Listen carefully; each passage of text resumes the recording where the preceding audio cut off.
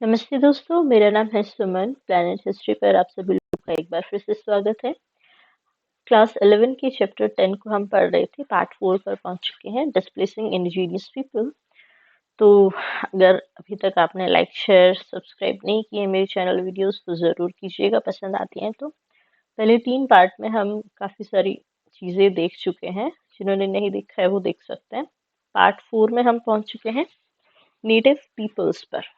अब यूएसए का एक्सपेंशन कैसे हुआ, वो लोग आए, वो हम उसमें पहले देख चुके हैं, पहले 3 वीडियोस में। अब नेटिव पीपल्स के साथ क्या हो रहा था, क्या उनकी कंडीशन थी, ठीक है। Native peoples of North America lose their land. North America की हम बात कर रहे हैं। In the USA the natives were forced to move by signing treaties और सेलिंग देयर लैंड्स। अब ये जो नेटिव्स थे, ये पूरे नॉर्थ अमेरिका में जहाँ भी रहते थे, तो हमने देखा था कि ये वेस्ट की तरफ खिसकाते चले गए थे इनको। जहाँ यूरोप से आ रहे थे लोग, ईस्ट पे आके टिकते थे, वहाँ पे कॉलोनी स्टेब्लिश करनी शुरू की। उसके बाद परचेज से धीरे धीरे और कुछ वॉर से उन्होंने यूएसए का एक्सपेंशन शुरू किया। कैलिफोर्निया बिल्कुल वेस्टर्न फ्रंटियर था और धीरे धीरे इन सबको कैलिफोर्निया की तरफ धकेलते चले जा रहे थे। तो कुछ फोर्सफुली भेजते थे, कुछ के साथ ये ट्रीटीज कर लेते थे। मतलब बहुत बड़े एरिया में अगर रह रही हैं ये, तो उनके साथ साइनिंग ट्रीटीज हो जाती थी और जबरदस्ती इनको करनी भी पड़ती थी, क्योंकि इनको पता था अगर हम नहीं करेंगे तो ये वैसे हम लोगों को यहाँ से भगा देंगे। तो कम से कम हम अगर ट्रीटी इनके साथ करते हैं तो ये रिजर्वेशन के लिए कहीं लैंड तो हमको देते, रहने के लिए कम से कम, कि भाई ये जमीन तुम हमको बेच दो और वहां पर हम तुमको बिल्कुल वेस्ट में एक एरिया दे रहे हैं, तुम्हारे लिए रिजर्व्ड है, वहां पर कोई और नहीं आएगा, तुम वहां पर रहो आराम से, तुमको कोई तंग नहीं करेगा वहां पे। तो ये भी चले जाते थे काफी जगह पर। जो ये तो था गवर्नमेंट जब यूएसए अलग से बन गया था, उसके बाद गवर्नमेंट जो उनके साथ ट्रीटीज कर रही थी, उससे पहले जो यूरोपियंस जो आते थे वो लोग क्या करते थे, मतलब इंडिविजुअल अगर कोई करता है तो वो लोग क्या करते थे कि भाई मेरे को बेच दो। और गवर्नमेंट भी ऐसा करती थी कि चीट करती थी उन लोगों को पे, जमीन तो ज्यादा ले ली और पैसे उनको कम दिए। तो इस तरीके से अलग अलग तरीके से नेटिव्स को उनकी लैंड से हटा दिया गया और वेस्ट की तरफ भेजते चले गए। काफी सारी बहुत बड़ी मात्रा में नेटिव्स ऐसे अलग अलग यूरोप से इतने सारे लोग आ रहे थे, बीमारी भी लेकर आ रहे थे। और एक जगह पर, अपनी जगह पर उनको पता था कि हम यहाँ पर रहते हैं, कैसे अपना हम लोग पालन करना है खुद का।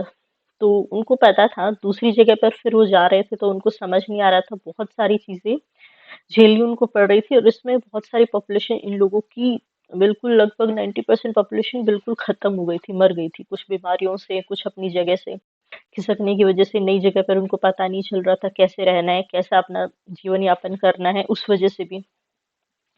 एक एग्जाम्पल है चिरोकी ट्राइब जो जॉर्जिया में थी। जॉर्जिया कहाँ पर है, थोड़ा ईस्ट में, बिल्कुल सबसे नीचे जो है, ईस्ट कॉर्नर पे सबसे नीचे है जॉर्जिया, जहाँ पर 13 कॉलोनीज थी ना ब्रिटेन की सबसे पहले। उसमें सबसे नीचे की तरफ वो 13 कॉलोनीज में नहीं थी, लेकिन सबसे नीचे थी जॉर्जिया। वहां पर थी चिरोकी ट्राइब। इसको भी वहां से हटा के वेस्ट की तरफ भेजते चले गए। तो ये तब जब पर थी, जब यूएसए बना था तब वहां पर थी। तो जॉर्जिया के लोगों के लिए क्या था कि जो जजमेंट है US chief justice John Marshall का, वो आया था। उन्होंने बोला कि ये जो ट्राइब है अपनी लैंड पर अलग से रह रही है, तो हमारा इन पर जबरदस्ती कोई लॉ इनके ऊपर फोर्स करना कि भाई ये गवर्नमेंट है और हमारे तरीके से तुमको रहना है, सब बिल्कुल भी ठीक नहीं है। तो उसके लिए हो फिर बाद में होता क्या था कि उन पर लॉज तो पूरे थोप दिए जाते थे कि भाई गवर्नमेंट के लॉज हैं, आपको ये चीज करनी है, ये नहीं करनी है गवर्नमेंट के अकॉर्डिंग, जैसे होता है ना। लेकिन राइट्स उनको नहीं दिए जाते थे। राइट्स जैसे कि क्या होते हैं, अगर आप सिटीजन बन गए हैं, लॉज आपको तब लागू हो रहे हैं, तो राइट्स भी आपके पास हैं। जैसे इक्वालिटी का राइट है आपके पास, वोट करने का राइट है, राइट टू स्पीच, जैसे हमारे राइट्स होते हैं ना। तो वो राइट इनको नहीं मिल रहे थे, लेकिन लॉ इन पर लागू हुए थे।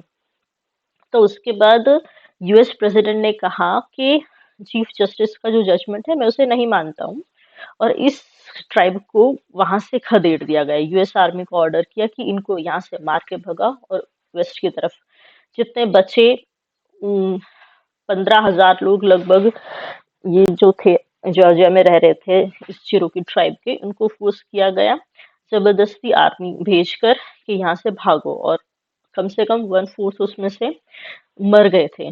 वो अमेरिकन डेजर्ट मतलब वेस्ट की तरफ खिसकने के चक्कर में इनकी 1/4 संख्या वहीं पर खत्म हो गई थी। Those who occupied the lands of the tribe called the natives as lazy, not skilled, not learning English or dressing properly, they deserve to die out. और ये लोग जो इनकी जगह ले रहे थे, जो यूरोपियंस अमेरिका में बस रहे थे, इन नेटिव्स की जगह ले रहे थे, तो उसकी वो एक्सप्लेनेशन कैसे देते हैं कि ये जो नेटिव्स है ना, ये जमीन को ऑन करने के लायक है ही नहीं, यहाँ पर रहने के लायक है ही नहीं। ये बिल्कुल आलसी हैं, अच्छे से स्किल्ड भी नहीं है, इंग्लिश अच्छे से नहीं बोलते हैं, ड्रेस प्रॉपरली नहीं करते हैं, यानी कि खुद की जैसे कोट टाई पहनना, भाई उनकी अपनी ड्रेस है, क्यों वो तुम्हारी तरह पहनेंगे?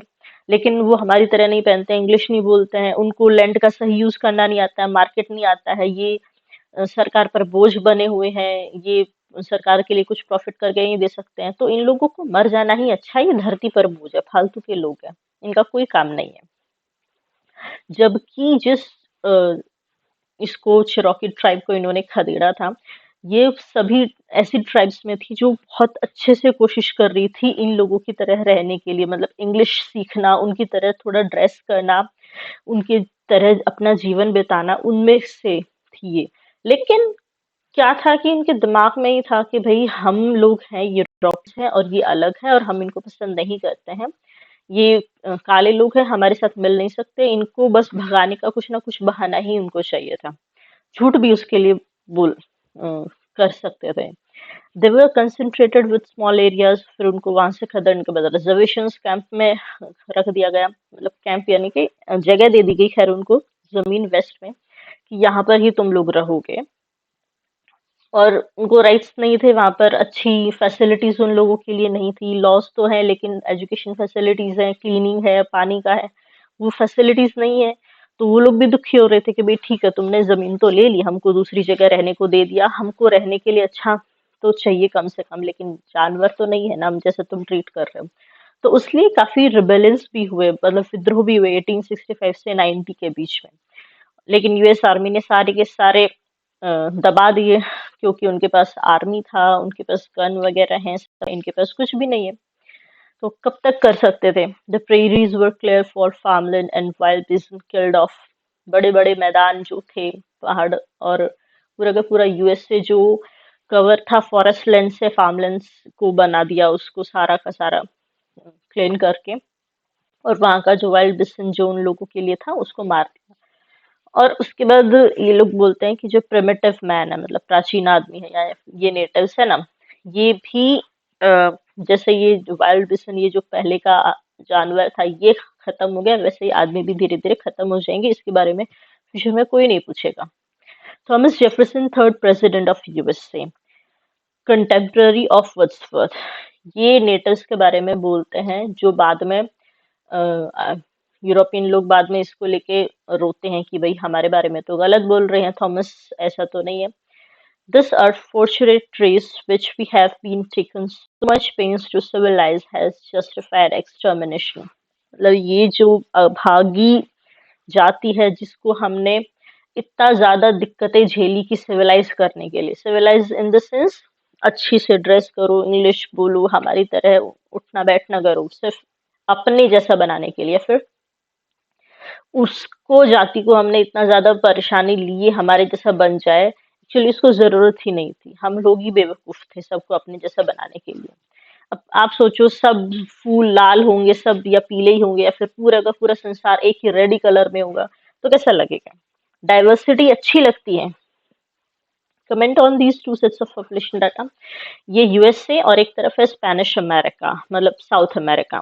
ये है 1820 का यूएसए और 1800 का स्पेनिश अमेरिका। यहाँ पे पॉपुलेशन देखिए नेटिव्स की, जिस तरीके से यूएसए में नेटिव्स को बिल्कुल उनकी जमीन से हटाया गया, और जिस संख्या में वो लोग पर मरे हैं, परेशान हुए हैं, उतना स्पेनिश अमेरिका में इतना ज्यादा नहीं हुआ। पॉपुलेशन देखिए, नेटिव्स वाइट्स, फिर है मिक्स्ड यूरोपियंस, और फिर है ब्लैक्स।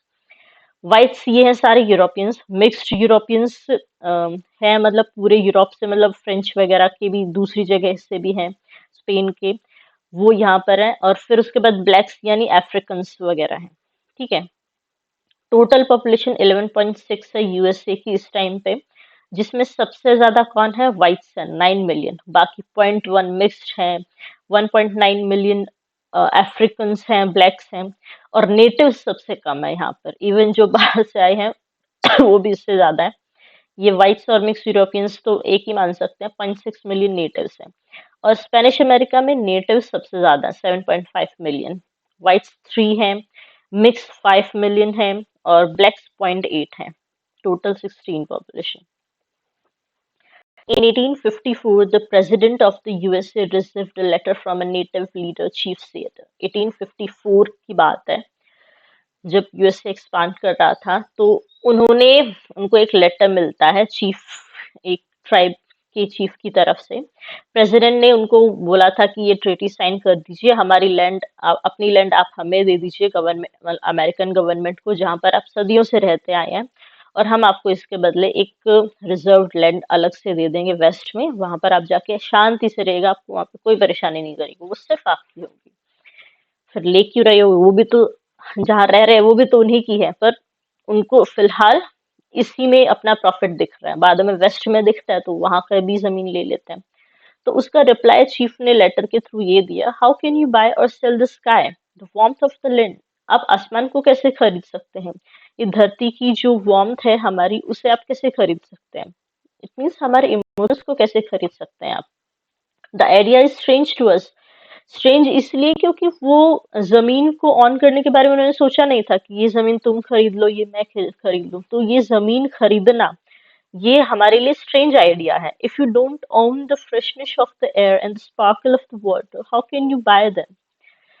अगर आप हवा की फ्रेशनेस को नहीं ऑन ओन करते हैं, ये इस सेंस में कह रहे हैं कि जो इतना पॉपुलेशन और वो सब करते थे ना, इन सब चीजों से यूरोपियंस को मतलब नहीं था, मतलब जैसे इंडस्ट्रियल रेवोल्यूशन में वहां पर हुआ था यूरोप में, हवा और पानी सब गंदा कर दिया था, तो इसलिए बोल रहे हैं कि वहाँ की फ्रेशनेस को और पानी का जो बिल्कुल स्पार्कल है, मतलब प्योर वाटर, उसको आप समझ ही नहीं सकते हैं उस चीज की महत्व को, तो आप उसे खरीद कैसे सकते हैं।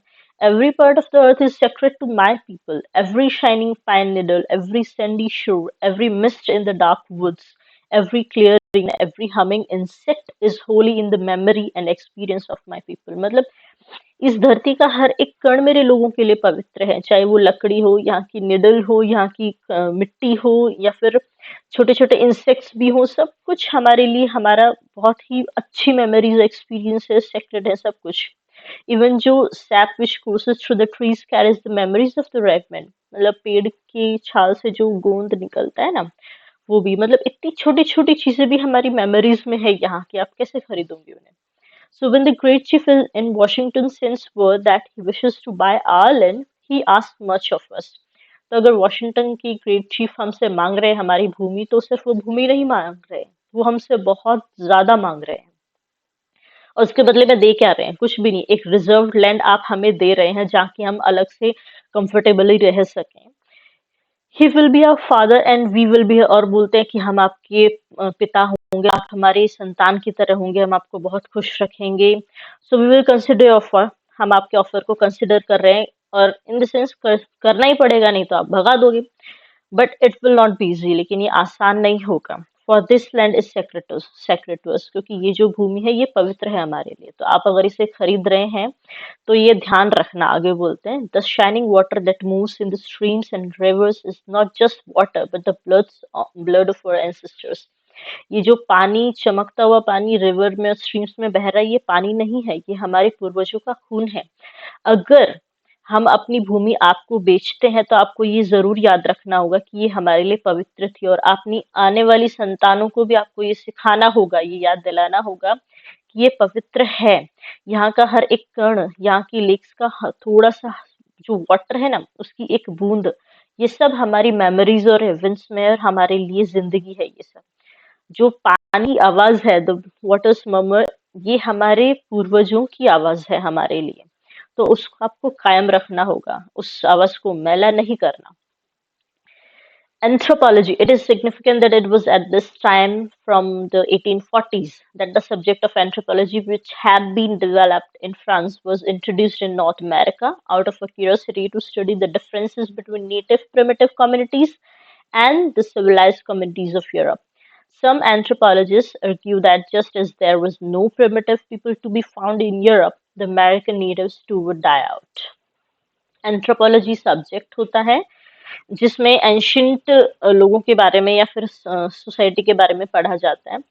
तो ये फ्रांस में 1840s से था, डेवलप हुआ था, उसके बाद नॉर्थ अमेरिका भी आया और क्यूरियोसिटी थी कि भाई जो पहले की कम्युनिटीज थी वो बिल्कुल एक तरीके से खत्म हो गई है, उनके बारे में जानना कि भाई ये लोग है जिसको हमने खत्म कर दिया है वो थे कैसे, अब उनको इनके बारे में खाली म्यूजियम्स में सजाने के लिए, स्टडीज के लिए और अपने शौक के लिए इनको चाहिए उनके बारे में जानना। तो कुछ एंथ्रोपोलॉजिस्ट बोलते हैं कि जैसे बहुत प्राचीन आदि मानव जो थे अब यूरोप में पाए नहीं जाते हैं, तो जो अमेरिकन नेटिव्स अब थोड़े बहुत है ना, ये भी मर जाएंगे। तो कोई बस ऐसे ही शोपीस के लिए उनको चाहिए सजाने के लिए म्यूजियम में, उनके लिए कोई वो नहीं है मन में कि हमने कुछ गलत किया था। Native Lodge 1862, archaeologists moved this from the mountains and placed it in a museum in Wyoming. फिर होता है gold rush and the growth of industries. 18 के मिडल से ही ट्रेसेस ऑफ गोल्ड कैलिफोर्निया में पाए गए। कैलिफोर्निया बिल्कुल वेस्ट में है, 1840s में हुआ और उसके बाद से अब यूएसए काफी हद तक बढ़ चुका है, यूनाइटेड स्टेट्स। तो अब वहां से जो लोग आ रहे हैं वो एक अलग रीजन से आ रहे हैं, जो बहुत पहले आए थे वो अलग रीजन से आए थे। अब यूएसए अलग एक कंट्री है, अब जो लोग आ रहे हैं वो अलग रीजन से आ रहे हैं, माइग्रेट इमिग्रेंट्स बहुत सारे।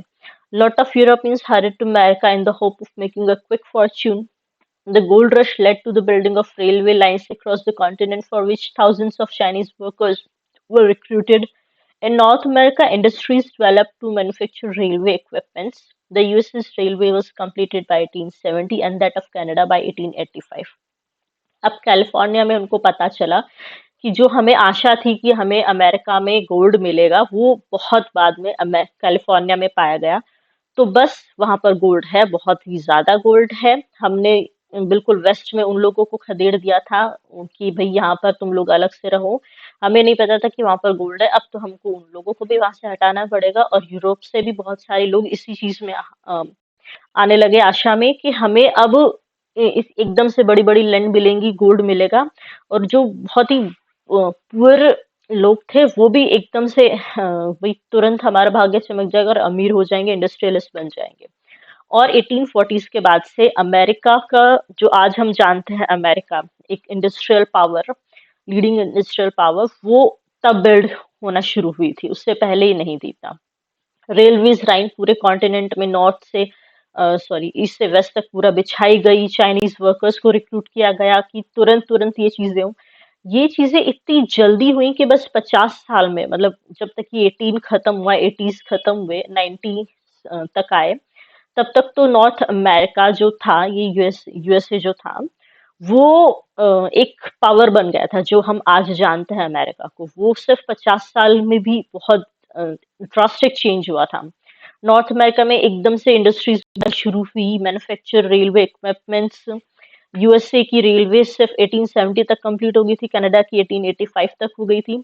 अब ये देखो ऐसे ऐसे लोग बैलगाड़ी पर लेकर आ रहे हैं, मतलब बैठ कर आ रहे हैं यूरोप में कि भाई बस हमको तो यहाँ पे गोल्ड रश हो गया है, मिलेगा हमको गोल्ड और हम बहुत ज्यादा कमाई करने वाले हैं अब।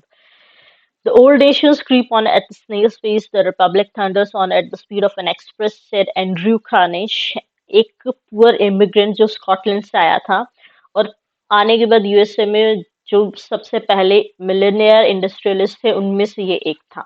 अब देख लेंगे, क्या पता इनमें से कोई एक हो वो।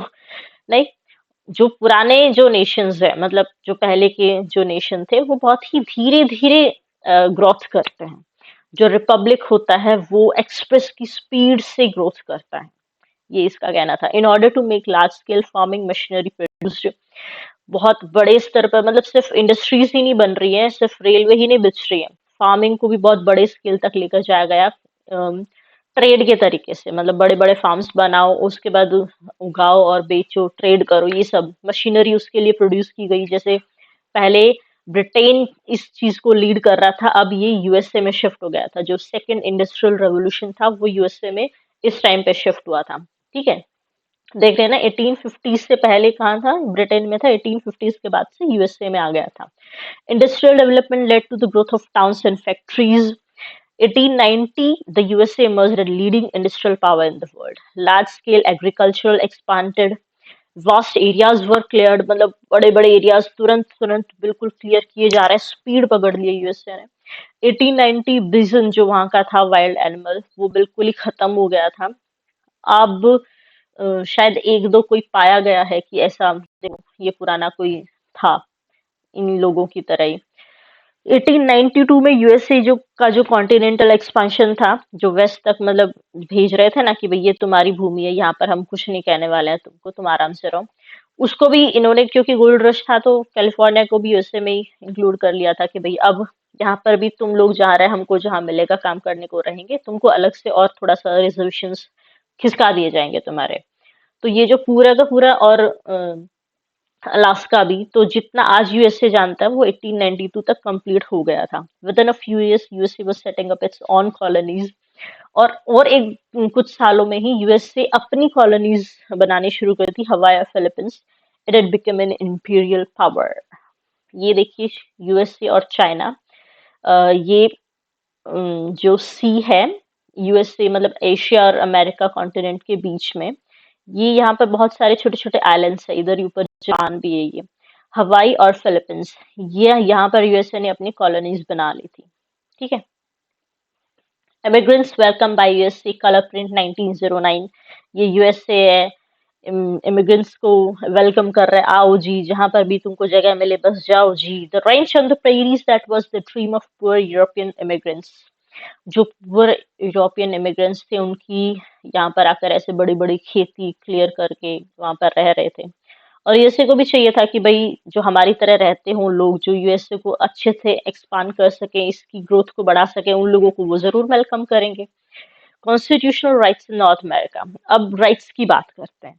जो कॉन्स्टिट्यूशन था अमेरिका का, वो इंडिविजुअल राइट्स टू प्रॉपर्टी और राइट टू वोट के इंक्लूड करता है, लेकिन ये सिर्फ व्हाइट मैन के लिए थे, यानी कि जो यूरोपियंस आ रहे थे सफेद गोरे रंग के, उनके लिए थे इससे पहले तक। प्रॉब्लम ऑफ इंडियन एडमिनिस्ट्रेशन, ये इंडियन मतलब जो जिसको इंडियन कोलंबस ने गलती से समझ लिया था, ये उन इंडियन की बात हो रही है। ठीक है, ये भारत की बात नहीं हो रही है। ये एक रिपोर्ट है, सर्वे है, मतलब सर्वे, पूरा सर्वे करके एक रिपोर्ट लिखी थी लेविस मरियम ने 1928 में। अब ये जो चेंज है ना, ये 90s के बाद हो रहा है। अब 90s में आपको देखा 14 से 18 तक फर्स्ट वर्ल्ड वॉर हुआ था, ये उसके बाद ये चेंज आए हैं, फर्स्ट वर्ल्ड वॉर के बाद। This report describe the poor health and education facilities for natives and reservations. ये रिपोर्ट बताती है कि जो रिजर्वेशंस में नेटिव्स है ना, उनके लिए हेल्थ और एजुकेशन और कोई भी फैसिलिटीज है नहीं, बिल्कुल भी नहीं है, कुछ भी नहीं है। खुद से जो थोड़ा बहुत वो कर रहे हो वो शायद उनके लिए होगा। उसके बाद थोड़ा ग्रेट इकोनॉमिक डिप्रेशन अमेरिका में हुआ था, पूरे वर्ल्ड को इसने इफेक्ट किया था। उसके बाद से ये चेंज हुए थे। It was in this atmosphere that the Indian Reorganization Act was passed in 1934। मतलब ये फर्स्ट और सेकेंड वर्ल्ड वॉर के बीच की बात है। इंडियन रीऑर्गेनाइजेशन एक्ट पास हुआ 1934 में, और ये एक्ट बोलता है कि जो रिजर्वेशंस में नेटिव्स रह रहे हैं, उनको भी अब जमीन खरीदने का और लोन लेने का हक मिलेगा। कि क्या बोल रहे हैं उनको, जो जमीन हमने आपसे ली थी, वही जो सस्ते दामों में या फिर आपको भगा के आपसे हमने छीन ली थी, उस जमीन को अब आप खरीद सकते हैं। मतलब अब अमेरिकन गवर्नमेंट से अब आप उसको चाहें तो खरीद सकते हैं, पैसे नहीं है तो हमसे लोन लीजिए और हमसे ही फिर अपनी जमीन को खरीदना चाहते हैं रहने के लिए तो रह सकते हैं। In the 1950s and 1960s, मतलब रिजर्वेशंस में अलग से रहने की जरूरत नहीं है, जहाँ पर बाकी वाइट्स रहते हैं वहां पर आप आके रह सकते हैं, और वहां के एरिया में जो लॉज होंगे, जो राइट्स होंगे, वो भी आप लोगों को मिलेंगे फिर। In the 1950s and 1960s, the US and Canadian government handled all special provisions for the natives।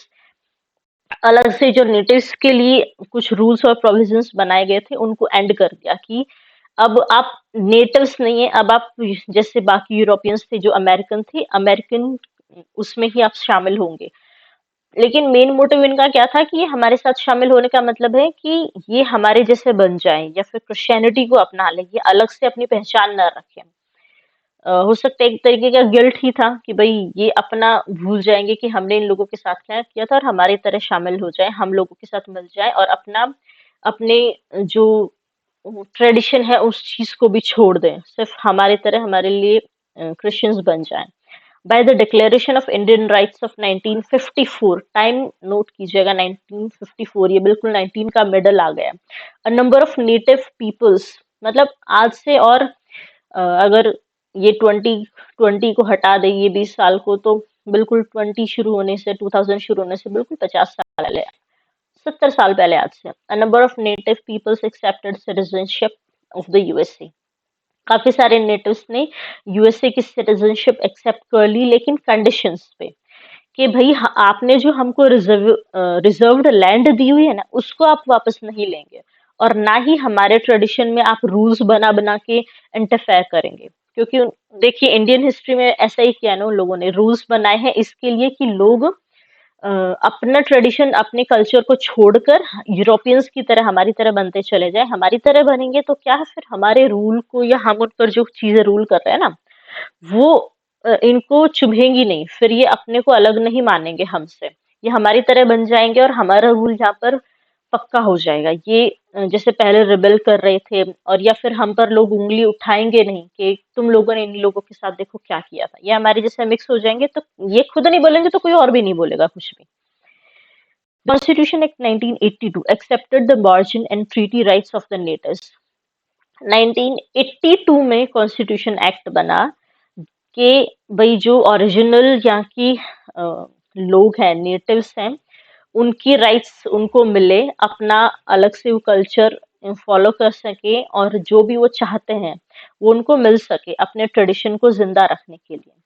और जो ट्रीटी राइट्स थे उनके, वो भी उनको मिले नेटिव्स के, जो पहले ट्रीटीज हुई थी कि हमने आपसे ली थी लैंड, वो भी उनको मिले। Karl Marx, the great German philosopher, described the American frontier as the last positive capitalist utopia, the limitless nature and space to which the limitless thirst for profit adapts itself. ये उस western मतलब California की बात कर रहे हैं। ये इसके आगे तो कहाँ जाओगे, ये लास्ट पॉजिटिव कैपिटलिस्ट यूटोपिया है, इसके आगे आपकी होप नहीं है कि और ज्यादा एक्सपांड करो आप। और कितना धकेलोगे, समुद्र में तो नहीं धकेलोगे ना उनको। Historian Howard Spodek, for the indigenous people, ये हिस्टोरियन बोलते हैं कि जो इंडिजिनियस पीपल हैं और जो अमेरिकन सेटलर्स हैं, जो बाहर से आए थे यूरोपियंस, इन दोनों के लिए जो ये जो सेकंड रेवोल्यूशन हुआ था, इंडस्ट्रियल रेवोल्यूशन या फिर अमेरिकन रेवोल्यूशन, ये इनके जो रिजल्ट्स थे दोनों के लिए अलग अलग थे। अमेरिकन जो सेटलर्स थे ये एक्सपांड कर रहे थे, मतलब अपना एक्सपेंशन बढ़ाते जा रहे हैं, और ये सिमटते जा रहे हैं, कॉन्ट्रैक्शन मतलब संख्या में भी और भूमि के ऊपर भी। डेमोक्रेसी बिकम टायरनी, ये अपने लिए डेमोक्रेसी की डिमांड कर रहे हैं। पहले इन्होंने यूएसए बनाया डेमोक्रेसी की डिमांड करके हम अलग से रहेंगे, और उसके बाद राइट्स भी इन्हीं को मिल रहे हैं और इनके लिए प्रॉब्लम होती जा रही है, उनको वो नहीं मिल रहा है, इनके लिए ये उत्पीड़न हो गया है। प्रॉस्पेरिटी बिकम पॉवर्टी, ये प्रॉस्पर हो रहे हैं, मतलब इतने पुअर लोग थे वहां पर, और यहाँ पर आकर ये बड़े बड़े इंडस्ट्रियल्स बन रहे हैं, और ये लोग जहाँ पर ये पूरी की पूरी भूमि इनकी अपनी थी, ये अब धीरे धीरे पुअर होते जा रहे हैं। लिबर्टी बिकेम कन्फाइनमेंट, इनको लिबर्टी मिल रही है और इनको कन्फाइनमेंट मिलता चला जा रहा है। इंडियंस अंडर ब्रिटिश रूल, अब ये जो है ये इस चीज को डिस्क्राइब करता है कि जो इंडियंस हैं और नेटिव अमेरिकन है और अफ्रीकन स्लेव्स हैं, इन लोगों के साथ यूरोपियंस का क्या बिहेव था, और उसका वो रेशनलाइजेशन, मतलब क्या ऐसे तर्क दे रहे थे कि भाई हम ऐसा कर रहे हैं तो क्यों कर रहे हैं, मतलब अपना स्पष्टीकरण क्या दे रहे हैं। इंडियंस के लिए ब्रिटिश रूल बोलते हैं, इनको बहुत ज्यादा टैक्स लिया था, जो भी इकोनॉमी ब्रिटिश अपनी बना रहे थे ना, वो सारी की सारी 80-90% क्या बोलेंगे, वो इंडिया से ही आ रही थी, उनकी उनके टैक्स से ही चल रही थी। सीन इज नॉट इक्वल, और उसके बाद ये हमारे इक्वल नहीं है, हमारे उनकी बेस बना के खड़ा है और उसके बाद बोल रहा है ये हमारे इक्वल नहीं है। रैशनलाइजेशन क्या बोलते हैं, अब उसका फिर बाद में बोलते हैं कि भाई हम इसीलिए इन पर रूल कर रहे हैं कि ये खुद की अपनी रिस्पॉन्सिबल गवर्नमेंट बनाने के लिए रेडी नहीं है ये लोग कि अपना देश चला सकें। भाई उससे पहले हम अपना देश खुद ही चला रहे थे, तुम लोग फालतू में क्यों आए? नेटिव्स अमेरिका, अमेरिका नेटिव्स जो हैं उनको क्या बोलते हैं कि ये सिटीजन्स नहीं है, राइट उनको नहीं मिल रहे थे, not seen as citizens, not equal, equal नहीं है ये हमारे बिल्कुल भी। क्यों? क्योंकि ये सिविलाइज नहीं है, ये आदि मानव की तरह रहते हैं, कुछ नहीं आता इनको। और क्या बोलते हैं, primitive as in no settled, मतलब ये बहुत ही प्राचीन आदि मानव हैं, इनको एग्रीकल्चर आता नहीं है, कुछ भी सेटल्ड एग्रीकल्चर नहीं कर सकते हैं, ट्रेड नहीं कर सकते हैं, वो सारी रीजन दे रहे हैं उनको दबाने के लिए। और प्रोविजन फॉर द फ्यूचर, अगर हमारे जैसे बनते हैं तो हम सोचते हैं फ्यूचर में इनके लिए हो, अगर लेकिन उनके लिए इनको चेंज होना पड़ेगा, हमारे जैसा बनना पड़ेगा, क्रिश्चियन बनना पड़ेगा, अपने ट्रेडिशन अपना कल्चर सब छोड़ना पड़ेगा। फिर ये टाउन्स वगैरह में रहेंगे, इनको अलग से रिजर्व तब तक रखा जाता है। अफ्रीकन स्लेव्स जो अमेरिका में ये लाए थे स्लेव्स बनाकर, उनके लिए फिर क्या बोलते हैं कि उनको पर्सनल लिबर्टी नहीं थी। वो मतलब तुम स्लेव्स हो, तुम्हारे बच्चे भी स्लेव ही रहेंगे और तुम भी हमारे लिए इक्वल नहीं हो, हमारे इक्वल कोई भी नहीं है, हम सबसे सुपीरियर है। क्यों? क्योंकि हम व्हाइट है और बाकी सब ब्लैक है। ये थ्योरी था कि जो भगवान ने सफेद लोग बनाए हैं वे ऊपर होते हैं, और जो जैसे ही जिनका रंग कम होता चला जाता है ना, वो उतने ही नीचे चले जाते हैं। वो लोग स्लेव बनने के लिए ही पैदा होते हैं क्योंकि वो काले हैं। ये slavery is part of their on social system, और बोलते हैं हमने इनको स्लेव थोड़ी बनाया, इनके अपने कल्चर का पार्ट है स्लेवरी। तो हमने कोई अलग से इन पर अत्याचार नहीं किया, ये खुद ही ऐसे थे पहले से ही। Black people are inferior, same कि ब्लैक जो लोग होते हैं वो बट बेकार होते हैं, उनको बनाया ही है दास रहने के लिए या फिर गोरे लोगों से नीचे रहने के लिए। ये गॉड का क्रिएशन है, हमारी इसमें कोई गलती नहीं है ऐसा बोलते हैं। तो ये पार्ट, इसके बाद लास्ट ऑस्ट्रेलिया का रह जाएगा, उसको भी मैं एक पार्ट में कंप्लीट कर दूंगी। आधे घंटे की ये वीडियो बनेगी और 15-20 मिनट आधे घंटे की ऑस्ट्रेलिया का लास्ट पार्ट होगा, और ये चैप्टर खत्म हो जाएगा। फिर 11th क्लास का लास्ट चैप्टर रह जाता है, चाइनाज और जापान की हिस्ट्री है थोड़ी सी, वो वाला। ठीक है, तो कुछ क्वेरीज हैं तो आप लोग डाल सकते हैं कमेंट्स करके। अगर किसी के कुछ क्वेश्चंस आते हैं तो मैं आप लोगों को संडे को उसके जवाब दूंगी। तब तक के लिए राम राम, बाय बाय, फिर मिलते हैं, टाटा।